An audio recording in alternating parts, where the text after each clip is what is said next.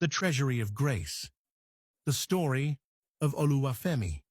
In the heart of a dusty village, where the soil was more stone than silt, lived a young boy named Oluwafemi. His name meant, "God loves me," a phrase he whispered to himself every night as he lay on a thin mat, his stomach growling a rhythmic protest against the emptiness of the day. Oluwafemi's family was poor, in the way that makes even water feel like a luxury. His mother sold roasted corn by the roadside, and his father labored in the fields of wealthy men for wages that barely covered the cost of kerosene. Yet, every morning, before the sun dared to peek over the horizon, Oluwafemi was on his knees. "Father," he would pray, his voice steady despite his hunger, "I do not ask for a loaf of bread for today alone. I ask for the wisdom to build a bakery that feeds the world. Bless the work of my hands, the seed of hard work." While other children played with tires in the dirt, Oluwafemi looked for problems to solve.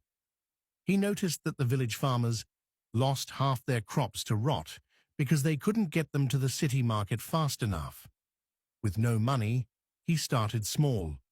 He used an old discarded wheelbarrow he repaired with scraps of wire and wood. He offered to transport produce for the elderly widows, charging only a tiny fraction of what the truck drivers did. He wasn't just working hard, he was working smart. He mapped out the shortest paths through the bush to avoid the congested main roads. By 15, his fleet grew to 5 repaired wheelbarrows, operated by other boys he had trained. He saved every penny, not for sweets or fine clothes, but for books on logistics and agriculture he found in the city's dusty second-hand stalls. The breakthrough one evening, after a particularly grueling day, Oluwafemi sat under an Iroko tree, sketching a design for a solar-powered cold storage unit made from recycled scrap metal. He had been praying for a breakthrough, and as he looked at the sketch, a calm assurance washed over him. He took his idea to a local youth innovation fair. His clothes were patched and his shoes were worn thin, but when he spoke, he sounded like a king. He explained how his system could save millions of tons of food across the region.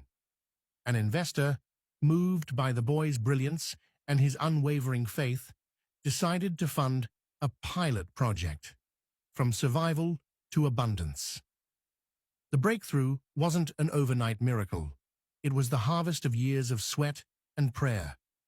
The cold storage units became a revolution. Oluwafemi founded Femi Harvest Global, a company that didn't just store food, but optimized the entire supply chain of the country. He moved from the one-room shack to a headquarters that overlooked the city. But the wealth didn't change the boy who prayed on a mat. He remembered his promise to God, feeding the nation. Years later, a great famine struck the continent. Markets were empty and prices soared beyond reach. While other leaders panicked, Oluwafemi opened the doors to his national treasuries, vast automated grain silos and high-tech farms he had built during the years of plenty. He didn't sell the food for profit. He organized a distribution network that reached every corner of the nation, ensuring that no child had to hear their stomach growl the way his once did.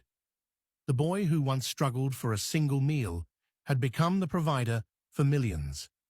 When reporters asked him the secret to his success, he simply smiled and pointed upward. "I worked as if everything depended on me," Oluwafemi said, "and I prayed because I knew everything depended on God. He didn't just give me a breakthrough, he made me the breakthrough for others."